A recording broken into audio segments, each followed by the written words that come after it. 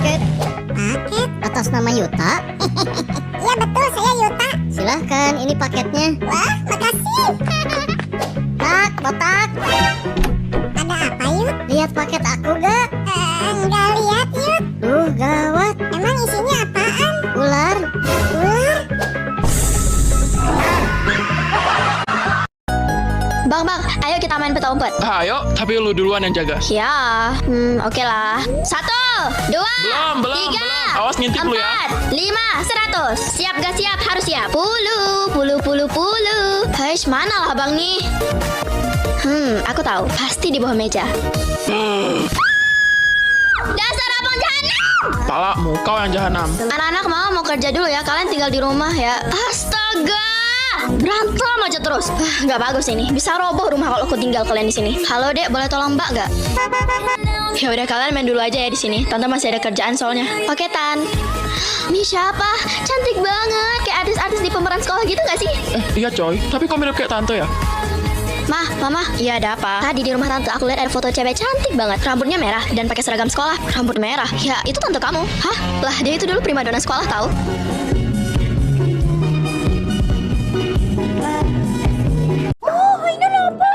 Mama nggak punya uang, kita makan batu ya. Haina punya ide. Rena, kita main yuk. Perut Haina lapar. Iya, Tante. Silahkan dimakan. Tidak, Tante. Bungkus aja.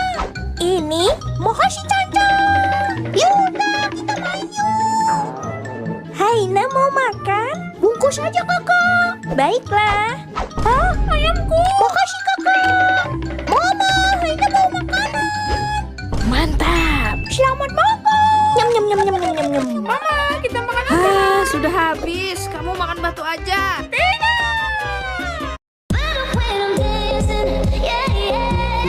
Halo Bobby, mau mainan nggak?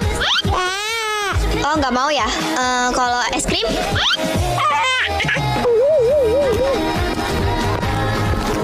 Loh, itu anak siapa? Si Bobby, anaknya Bu Butet, tetangga kita. Tadi nitipin dia ke aku, tapi kayaknya dia nggak suka deh sama aku.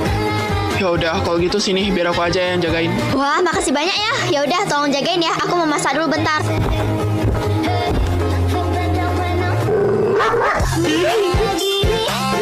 Aduh Lisa, terima kasih banyak ya udah jagain si Bobby. Dia pasti rewel banget ya. Enggak kok Bu Butet, santai aja. Saya juga suka kok ada dia. Jadi rumah jadi rame.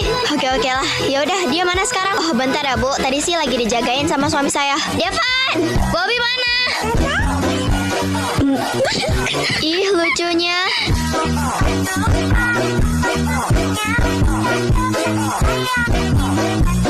Ayo Tak, minum obat dulu. Gak mau, biar cepat sembuh, Tak. Gak mau. Nanti gak sembuh-sembuh loh Tak. Pokoknya gak mau. Mau ya diminum obatnya? Iya, mau. Ya udah nih minum. Mau lagi. Udah. Giliran sama suster aja malah minta nambah. Si Ujo sering digangguin si Wahid. Perhatian anak-anak, ada murid baru mau memperkenalkan diri, mohon duduk. Murid barunya gadis cantik, oi.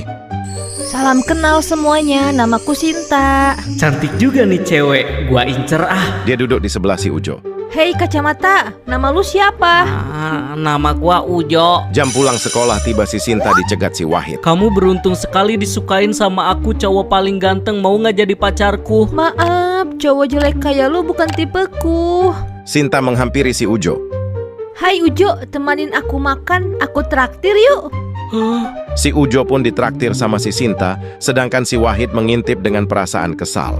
Beres makan mereka dicegat. Sadar diri, jangan sok ganteng lu.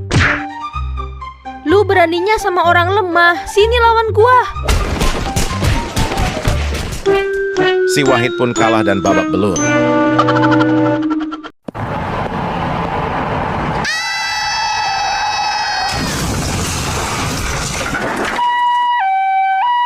Lu bisa main gak sih Mbak? Kalah mulu ini mah. Udah, lu pulang aja sana. Besok kita mabar lagi ya. Gawat Kak, Gendut kecelakaan Kak. Hah? Kok bisa sih? Nggak tahu Kak, tadi Mama dapat info kalau Gendut ketabrak. Ini juga Molly sedih banget Kak. Ya ampun.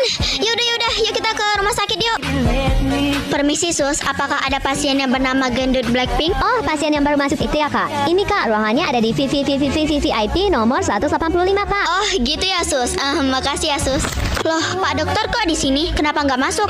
Jadi tadi saya ingin memberikan suntik kepada pasien bernama Gendut, tapi saya tidak berani karena ada bodyguardnya. Hah, bodyguard?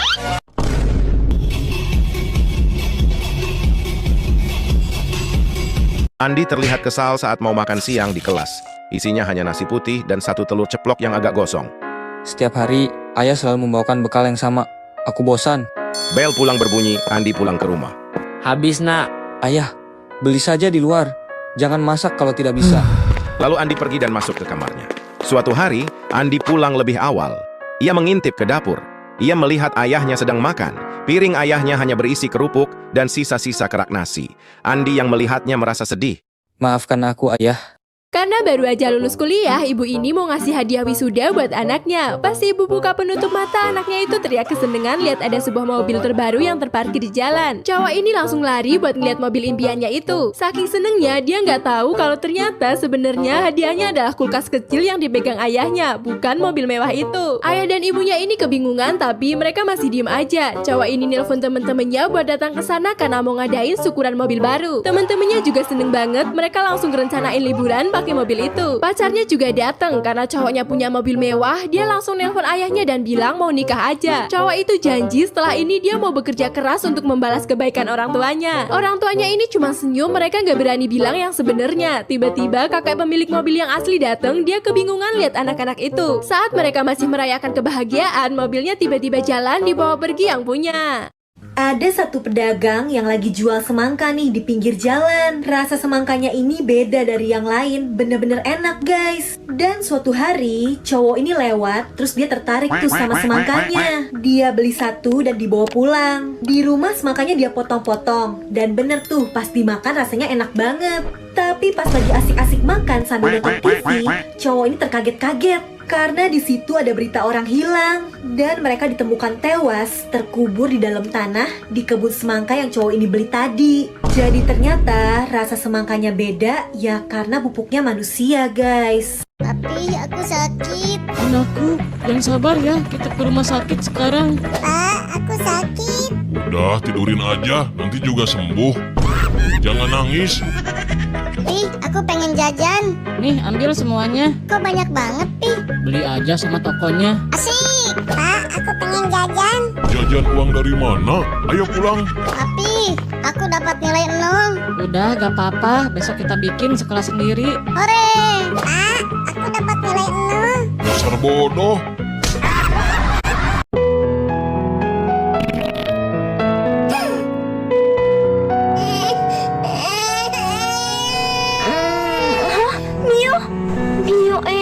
Gimana nih? Aku nggak ada uang lagi. Mbak, boleh ngutang dulu gak? Saya butuh popok bayi sama susu. Enak saja ngutang-ngutang. Pergi sana. Anak itu nangis. Cep ya dek. Sekarang sudah bersih. Kakak pulang dulu ya. Mio, ternyata ada orang yang menolongnya. Rico, seorang pemuda yang sering pulang larut malam, belakangan ini dia sering diganggu oleh penampakan hantu anak kecil di rumahnya. Hah? Siapa itu? Awalnya ia hanya mengira itu halusinasi karena lelah. Namun semakin lama, anak kecil itu selalu muncul di sudut ruangan sambil tersenyum. Rico mulai ketakutan. Keesokan harinya ia mengajak temannya untuk menginap, tapi hantu itu tetap muncul. Siapa kamu sebenarnya? Tapi ketakutan berubah menjadi rasa penasaran. Rico mulai mengingat masa lalunya. Ia punya adik laki-laki yang meninggal saat masih kecil akibat sakit. Saat itu Rico masih remaja dan merasa bersalah karena jarang menemani adiknya. Apa itu kamu, Arga? Iya kak, ini aku rindu. Kakak juga rindu. Maafin kakak jadi jarang datang ke makammu. Sejak malam itu, Rico tidak pernah melihat penampakan lagi. Ia kini sering mengunjungi makam Arga. Semoga kamu tenang di alam sana.